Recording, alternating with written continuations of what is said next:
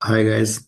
तो मैं अपना आईआईटी बीएचयू का जो जर्नी है उसको थोड़ा शेयर करना चाहता हूँ। तो जैसे क्लास फिफ्थ तक तो मैं बिल्कुल पढ़ाई वढ़ाई नहीं करता था। मेरा एक फ्रेंड था अरुण करके, वो उसको पढ़ते देखता था तो मैं उसको देख के पढ़ना स्टार्ट किया। और सुबह उठ के कल मैं रोज उसके साथ स्कूल जाता था और वो देखता था सुबह फिक्स टाइम पे वो बैठ के घर के बाहर बैठ के धूप में ठंडों में पढ़ाई करता था। तो उसको देख के थोड़ा इंस्पायर हुआ था। तो फिर मैं भी पढ़ना स्टार्ट की। तो क्लास फिफ्थ तक तो मैं ऐसे ही पढ़ाई वढ़ाई से मेरा खास मतलब नहीं रहता था। फिर क्लास सेवन में मामा जी के यहाँ से पढ़ा मैं वहाँ पर।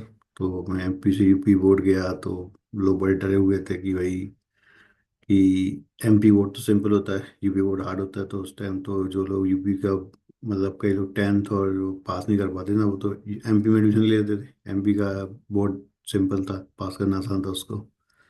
तो डर था, लेकिन मुझे कभी कोई नई चीज़ करने में वैसा कोई बहुत डर नहीं लगा। मतलब जो भी किया है, कॉलेज भी गया तो अकेले गए थे, पहली बार इंडिया से बाहर गए, जॉब करने गए। तो वो जो होती है ना कि फीलिंग के होम पे, वो तो मुझे बहुत कम फील होती है। तो फिर मतलब सेवेंथ से एम पी यूपी बोर्ड में पढ़ा तो मैथ में मैं अच्छा ही था। मतलब छोटी आती चरखारी। हाँ, मतलब महुआ डिस्ट्रिक्ट में एक तहसील है। तो छोटी जगह है तो ऑब्वियसली मैथ में काफ़ी अच्छे थे, मतलब टीचर टीचर रिगार्ड करते थे। आ, तो अभी मुझे याद है कि जैसे आज भी मैं कभी पूछता हूँ ना किसी अपने कज़न से जो मतलब इंजीनियरिंग का साल पहले किए या 2-3 साल पहले उन्होंने तैयारी की कि भाई पैराबोलिक मोशन क्या होता है, उसको जब इक्वेशन लगाते हैं तो अभी भी मुझे उसके बेसिक्स याद याद है कि पैराबोला में सेंसिटिविटी होती है। अब अभी एग्जैक्टली याद नहीं था कि ई की वैल्यू वन से कम, पैराबोला की ई इक्वल टू वन होती है और एलिप्स की ई से कम होती है। तो वो अभी तक बेसिक फीलिंग रहती है।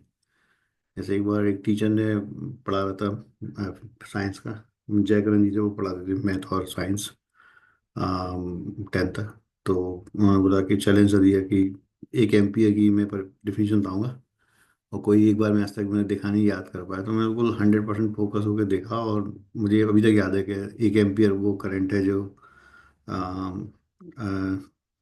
इन वैक्यूम में दो तारों के बीच में 1 मीटर डिस्टेंस कुछ फोर्स होता है, दैट्स द डिफिनेशन 1 एम्पियर। तो ये मैंने आज से 25-26 साल पहले डिफिनेशन थी, उसके बाद मैंने आज तक उसको रिवाइज नहीं किया। अभी तक मुझे याद है, मतलब वो एक चीज़ बेसिक फील के साथ आ जाती है ना। तो आई थिंक वो कंसेप्ट समझ में आ जाता है एक बार तो। वो मेमोरी से नहीं है, वो फीलिंग्स है। तो अभी तक याद रहता है बहुत कुछ। मैथ फिजिक्स पढ़ी थी, ऑप्टिक्स क्या है, कैसे काम करती, convex convex lens, feeling basic नहीं। मेमोरी तो उतना अच्छी नहीं है, बहुत सारी चीज़ें याद नहीं होंगी।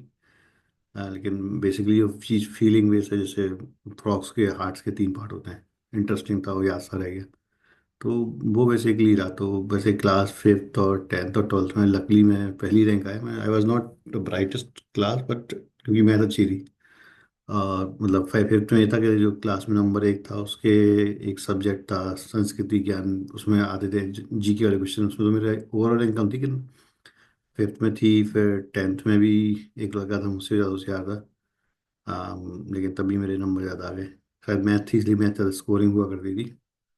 और ट्वेल्थ में आई डोंट नो, जो एक लड़का था रजनीश करके वो मुझसे ज़्यादा होशियार मुझे लगता था। आ, अभी वो सेल्स में है, सेल्स डिपार्टमेंट में। तो पता नहीं, मतलब आई फील ऑलवेज कि he was better than me but तो ये बेसिक एक्नॉलेजमेंट थे पर्सनालिटी में। आई थिंक मैंने देखे हैं जो जनरल परसेप्शन आइडियंस में कि उन्हें बेसिक एक्नॉलेजमेंट रहता है कि मैं व्यस्त नहीं था। तो फिर वो 11 बाद टेंथ तो मुझे पता भी नहीं था कि आईआईटी कुछ होती थी। तो मैं कोई कोई भी रिलेटिव आए हुए थे, मैं मौसी गया था तो क्या कोई उनके जीजा जी आए हुए थे तो उन्होंने बताया कि उनकी बेटी जो है वो कर रही है आईआईटी कोचिंग। तो that's why first time here के देयर समथिंग कॉल्ड आईआईटी। उस टाइम 2099 2001 2003 में 2001 2000 की बात है। तो उस टाइम तो इतना अवेयरनेस भी नहीं थी ना कि कौन कौन से एग्जाम हो। आजकल तो काफ़ी अवेयरनेस रहती है। तो that's time first time heard के भाई कि आईआईटी और की कुछ चीज़ है अलग से। तो ठीक है, मैं 11, 10, 12, 11 में कुछ डिफाइनिंग मोमेंट रहे पढ़ाई में। पढ़ाई में एक तो जैसे मैथ का जयकरण टीचर थे, उन्होंने काफ़ी समझाया, तो पता नहीं कुछ रहा ऐसा। और जब मैं 11 में मैथ पढ़ने गया तो टीचर आया पहले दिन मैथ का। तो और वो आया, मुझे नाम याद है, I don't want to take the name, but I think he help me. उसने बोला this is the book, it has formula, course is over. तो ठीक है, तो मैंने कोचिंग करने भी गया, तो मैथ की कोचिंग में जाता था। मेरे एक सर थे, और मतलब मैं था अकेला जो जनरली सारे क्वेश्चन सॉल्व करके आता था। और वो समझा रहे होते बच्चों को कि भाई कि ये सर्किल है, लाइन है, कट रही है। और लोगों को समझ में नहीं आ रही होती थी प्रोबेबिलिटी, तो लोगों को पता नहीं क्यों समझ में नहीं आती, मतलब नाउ में भी can, everybody is not good defining all the variable, like हर आदमी लाइफ में लक के लिए बना है। तो कई लोगों को प्रोबेबिलिटी पीएनसी को समझ में नहीं आता था, मुझे उस टाइम अभी तक बिल्कुल फीलिंग नहीं है कि हर आदमी को समझ में नहीं आता। लेकिन I think everybody is not good in all the variable, है किसी को कुकिंग अच्छी आती है, किसी का आई क्यू आता है, किसी का A Q, S Q, U Q. And I think E Q, S Q थोड़ा कम है, आई क्यू और ए क्यू आई थिंक थोड़ा एवरेज से ज़्यादा फील होता है मुझे अपना। तो मैंने गया कोचिंग में, वो पढ़ा देना, मैंने कहा बहुत स्लो पढ़ा रहे हैं, छोड़ो। कोचिंग मैंने मैथ की कोचिंग छोड़ दी, मैंने गाइड मंगाई। फिजिक्स की आती थी कोई मित्तल की, तो उसकी मंगाई, और मैंने मैथ की लगाई। और एक और चीज़ होती थी कि पहले जो इंटरनेट इंटरनेट नहीं था ना, तो रात में घर में कुछ था नहीं, टीवी देखना अलाउ नहीं था। तो रात में बैठे हैं खाली कि भाई क्या करें, कुछ करने का था ही नहीं कि गेम खेल रहे हैं, टीवी चला नहीं सकते, बीच चलाएंगे तो घर वाले लगा देंगे बत्ती कि भाई पढ़ाई नहीं कर रहे हो। तो देखा क्या सब किताबें पढ़ी हैं, हिंदी, फिजिक्स की, मैथ सब। तो मैंने कहा चलो यार मैथ लगाते हैं। तो रात में बैठ के आई थिंक वो चीज़ हेल्प की, रात में कुछ नहीं था तो बस मैथ की किताबें देखी, फिजिक्स देखी, केमिस्ट्री, हिंदी, इंग्लिश।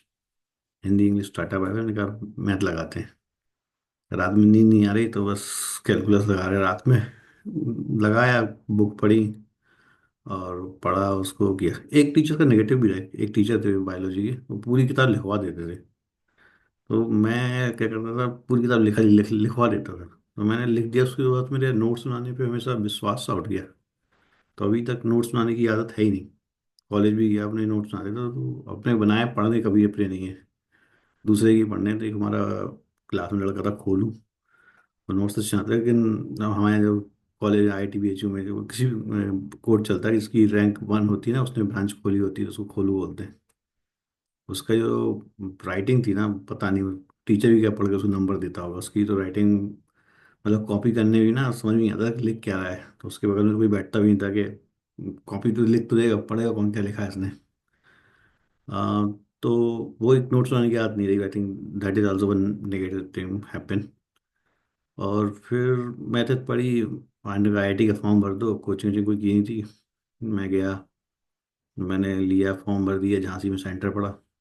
मतलब ऐसे गए, मतलब कोई डर नहीं लगता, गए, कोई प्रेशर नहीं, कुछ नहीं, गए एग्जाम लिख के आए और उसमें हो गया। उस टाइम एक और चीज़ हुई थी, मेरी कज़न थी, डिस्टेंस कज़न, उसका नहीं हुआ था, वही सब कोचिंग कर रही थी। तो मैंने कहा अरे बाप रे, किसी ने रिजल्ट देख लिया, ऐसा हो नहीं सकता, उनका काफ़ी नाम था पढ़ाई वढ़ाई में। उन्होंने बोला उनका नहीं हुआ, तुम्हारा हो गया। मैंने कहा उल्टा देख लिया और रिजल्ट, ऐसा थोड़ी होता है कि उनका नहीं होगा मेरा हो जाएगा। लेकिन हाँ, उनका नहीं हुआ तो मेरा हो गया। तो मतलब तभी ऐसे कुछ था, हो गया ठीक है, प्री में हुआ, मेंस में नहीं हुआ ऑब्वियसली। उस टाइम दो होते, 2001 की बात है, प्री और मेंस हुआ करता था।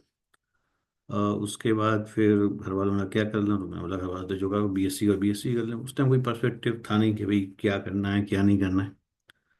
तो भाई साहब थे, वो बोले कि IIT कोचिंग कर लो, मतलब थोड़ा तुक्के बाद, तुक्के ज़्यादा ही कुछ आगे बोलते थे भाई साहब।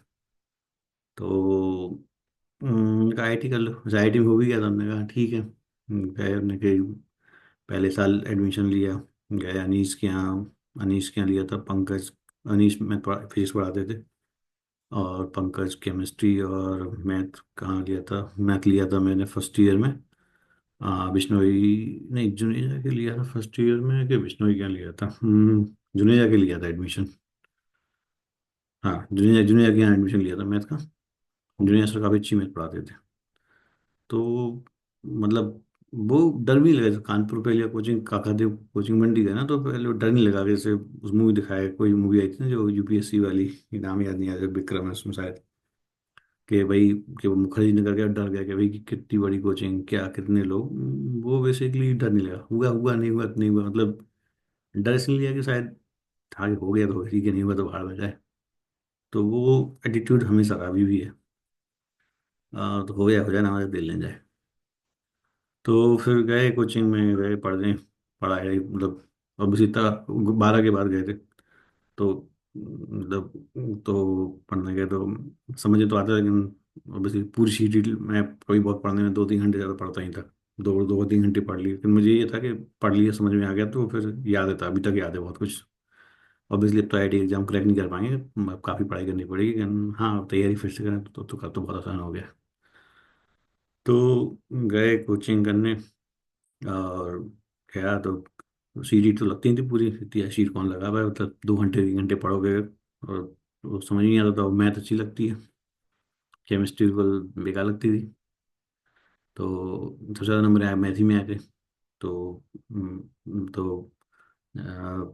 फिर गया पहले साल कोचिंग की, अनीश के यहाँ गए पढ़ने फिजिक्स।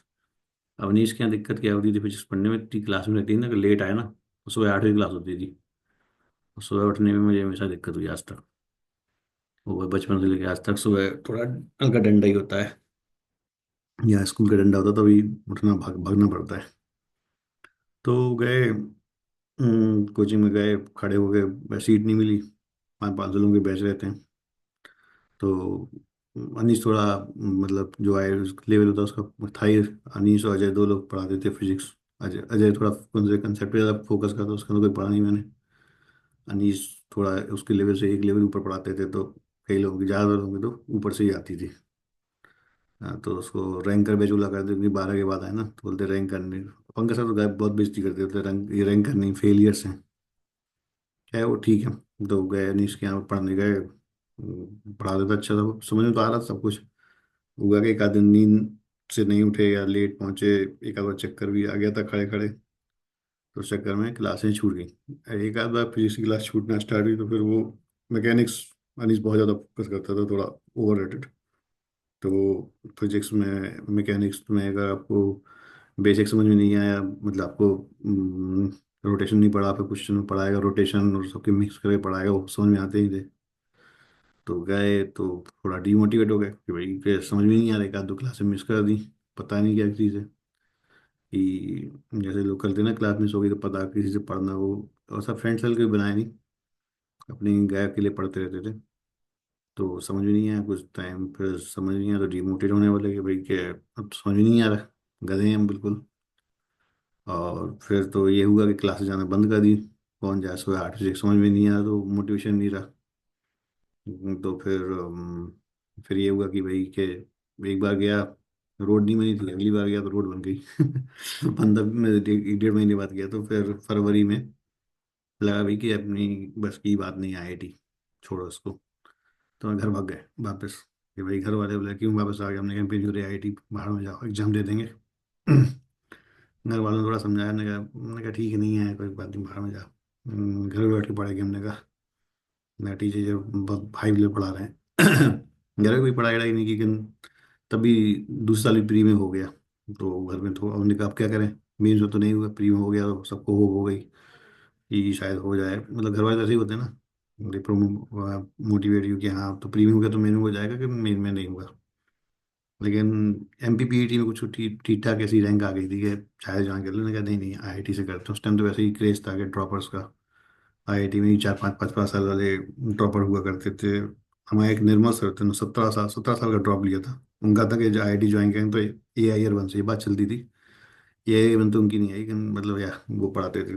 तो फिर दूसरी साल गए, तो लगा भाई टीचर में गड़बड़ी है, कुछ अच्छे टीचर चेंज किए जाएं। तो अनीस का तो समझ में आता था, अनीस लगाए जुनेजा का, उसका लड़का पढ़ाने लगा था जुनेजा का, तो वो बहुत अच्छा था, नहीं पढ़ाता था, रोहित जुनेजा नाम था शायद।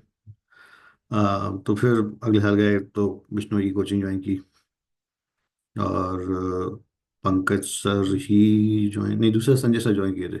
वो अच्छा पढ़ाते थे, टीचर कर बड़े अच्छे टीचर, बड़े टीचर पढ़ेंगे। फिजिक्स अनीस अच्छा लगता था। और तो वो गए तो अगले साल भाई साहब साथ रहे थे, तो थोड़ा उनका बुरा रहता था, क्लासेस मिस नहीं हो पाती उनका। वो भले ही कुछ पढ़ाई नहीं करें, वो स्कूल भेज देते, कॉलेज क्लासेस भेज देते थे। तो वो इतना सपोर्ट आया कि हाँ क्लासेस कर दे, वो थोड़ा हल्का सा बोलते थे पढ़ने के लिए, ज़्यादा पढ़ने के लिए नहीं। तो वैसे करके अगले साल कर लिया, तो भाई तक सपोर्ट है थोड़ा, जो उनके कारण मेरी क्लासें मिस नहीं हुई एटलीस्ट। तो फिर गए अगले साल भी कोचिंग की, मतलब वैसे बहुत फोकस है पढ़ाई के, यहाँ थोड़ा डंडा होता था तो वो काम कर देते थे। तो फिर प्री हो गया, मेंस प्री हो गया, मतलब तो हो जाता था। और उसके बाद फिर मेंस आया तो उसमें पड़ गया बुखार, खतरनाक वाला। तो अभी भी याद है कि मेंस का एग्जाम बुखार में लिखा था बिल्कुल। लेकिन उस टाइम बुखार में भी था एग्जाम, तो कुछ ऐसा नहीं था कि बुखार फीवर वीवर है। 104 का बुखार था, 104 102 का शायद, जो भी हो। और फिर शायद ज़्यादा बता रहे हैं उस टाइम, यही याद है किसी ने तो ये लोग बात कर रहे थे 102 का, कौन रीडिंग देखता था कितनी रीडिंग आई है। लेकिन हाँ फीवर खतरनाक था। जब आईआईटी का मेन एग्जाम लगा तो पूरा घर में डरा था कि भाई मेन टाइम पे। फिर गए, मेंस का उस टाइम सब्जेक्टिव होता था, जाके लिख कर दिए। और एमपीपीटी वाला इसमें जो फॉर्म ही नहीं भरा, कुछ ज़्यादा ओवर कॉन्फिडेंस में आ गए थे कि इसका फॉर्म ही नहीं भरना। यूपीसीटी का भर दिया था। तो यूपीसीटी का तो एग्ज़ाम भर दिया था, और जो मैथ का पेपर आया तो थोड़ा सा खोल के ऐसे देख लिया। तो एग्ज़ाम पहले से ही कुछ कुछ क्वेश्चन सॉल्व पहले ही कर लिए थे कि हाँ। और मैथ काफ़ी सही ठीक थी, तो उसमें एक आध क्वेश्चन गलत भी आया था मुझे याद है। एमएनआर, उस टाइम एमएनआर बोलते थे, जीपीसी शायद था। तो उसमें 164 रैंक आई थी, और आईआईटी में 3037 रैंक आई थी। तो उसके बाद फिर काउंसलिंग हुई, काउंसलिंग आईआईटी कानपुर में हुई। कोई आइडिया नहीं कि भाई कौन सी ब्रांच लेनी, ब्रांच क्या होती है। चार ही ब्रांच नहीं थी आईएएस वाली, क्योंकि मामा जी हैं वो आईएएस हैं। तो चार ब्रांचेस नहीं, तो गए आईआईटी कानपुर में। वहाँ पर काउंसलिंग चलती, अंकल जी थे, उनको फ़ोन लगाया भाई कौन सी ब्रांच लें। मतलब उसी टाइम रियल टाइम काउंसलिंग चल रही है कि भाई कौन सी ब्रांच करनी, कोई आरएनडी नहीं उस टाइम, नेट था। नेट तो उस टाइम मैंने हाँ हॉट ईमेल आईडी बनाई थी मैंने रेडिट की अपनी। मेरा एक फ्रेंड था सौरभ, मिला था कोई सिलीगुड़ी से था, तो कांटेक्ट है नहीं उस टाइम, फेसबुक था नहीं। उसने मेरी ईमेल आईडी बता दी, इंटरनेट बता दिया था कि कुछ नहीं आता चलाना। और जब मैं कोचिंग करता था, तो जो सेकेंड ईयर में विष्णु के यहाँ पढ़ता था, तो आ, उसी के छत छत पे रहते थे, तो बड़ा प्रिविलेज था। सब लोग कोचिंग देखता था ऊपर से, थर्ड फ्लोर से, कि भाई सब लोग लाइन में लगे हुए हैं। टीचर छोड़ा, मैं आराम से गए राजा की तरह, वो पूरा बैच खाली, और सबसे आगे से जहाँ मैं बैठ गए। मैं बाद में विष्णु की कोचिंग भी चेंज कर दिया। अभिषेक सर थे, थोड़ी छोटी कोचिंग थी उनकी, मैथ की, स्कूल ऑफ मैथमेटिक्स, उनसे पढ़ी थी। तो मतलब यहाँ छोटा स्कूल था, तो उनका कोचिंग थोड़ी छोटी थी, तो वो तो पर्सनल अटेंडेंस देते थे वो। और एक बार कोई डिटरमिनेंट क्वेश्चन बोल रहे उन्होंने दिया है कि भाई कि इससे सॉल्व हो जाएगा, तो मैंने एक डिटरमिनेंट का डी जीरो, तो मुझे पता नहीं कहाँ से इंट्यूशन आया। मैंने कहा सर ये सॉल्व नहीं होगा, वो सॉल्व नहीं हुआ। उन्होंने कहा चॉकलेट देंगे, तो चॉकलेट तो दी नहीं आज तक। है दैट डिफरेंट थिंग, बट नकली ने बताया कि हाँ इसका डी का जीरो तो एक्सेप्शन केस होता है। पता नहीं वो चीज़ कहाँ से आ गई एक्सेप्शन, वो इंट्यूशन से आ गई थी। तो फिर आईआईटी में हो गया, तीसरी चीज़ में रैंक आई, थोड़ा अच्छा लगा। थोड़ा एरोगेंस तो नहीं आया, लेकिन हाँ लगा आईआईटी में हो गया, घर में बड़ा नाम हुआ। और जहाँ चरखाई से था वहाँ 17 साल किसी आईआईटी में हुआ था, तो मतलब कुछ ज़्यादा ही नाम हो गया छोटी जगह पे। और फिर गए कॉलेज, कोई छोड़ नहीं दिया, तो हमने घर वालों ने बोला कि अकेले जाओ बेटर होता है। उस टाइम रैगिंग का बड़ा डर था, लेकिन उस टाइम रैगिंग काफ़ी कंट्रोल हो गई थी। तो कॉलेज वॉलेज गए आराम से। लेकिन एक चीज़ हुई, जैसे ही कॉलेज पहुंचे ना, तो पहले वो थोड़ा तो था कि भाई आईआईटी हो गया। जैसे ही कॉलेज पहुंचे देखा सारे सारे आईआईटी वाले हैं। अपनी 37 रैंक है, राइट, 1 से 60 तक की जनरल वाली आती है। 37 रैंक है, तो मतलब हमसे ज़्यादा ज़्यादा लोग हैं, होशियार ही ज़्यादा है, मतलब that you can feel also कि भाई कि हाँ ये बंदा होशियार है। का बंदा तो इतना होशियार था कि तुमसे बताओगे ए बी से बी सी से, और सी ई से एस कनेक्टेड है, तुम बाद में बोलोगे ए जो है वो डी से कनेक्टेड, बोला नहीं नहीं ये तो इससे कनेक्टेड हो। ही वॉज दैट ब्रिलियंट गाय, मतलब कुछ लोग इसी थे 12th पास करके आए थे। दे वर रियली रियली ब्रिलियंट, मतलब लगता था कि भाई ज़्यादा ही होशियार आदमी है। तो 4 साल निकले कॉलेज में, और पहले साल एक बंदा मिला, मैकेनिकल का सीनियर आया, उन्होंने कहा बेटा केमिकल मिली। हाँ, तो काउंसलिंग में जब फ़ोन किया तो उन्हें क्या मिल रहा है, उसने कहा फ़ोन किया भाई क्या मिल रहा है, क्या पता। उन्हें पता किया कि यहाँ दिल्ली में टेक्सटाइल मिल रहा है, आईआईटी दिल्ली में। और उसके बाद आईआईटी बीएचयू में आपको ये इलेक्ट्रिकल, सिविल, केमिकल, ये तो एक फॉर्म भर दिया। उस टाइम बहुत ज़्यादा लिस्ट लंबी भरी नहीं थी। तो लकी ISM धनबाद के साथ ज़्यादा, एक आध दो भर दी थी, ISM धनबाद था उस टाइम। और IIT रुड़की का अलग एग्ज़ाम होता था।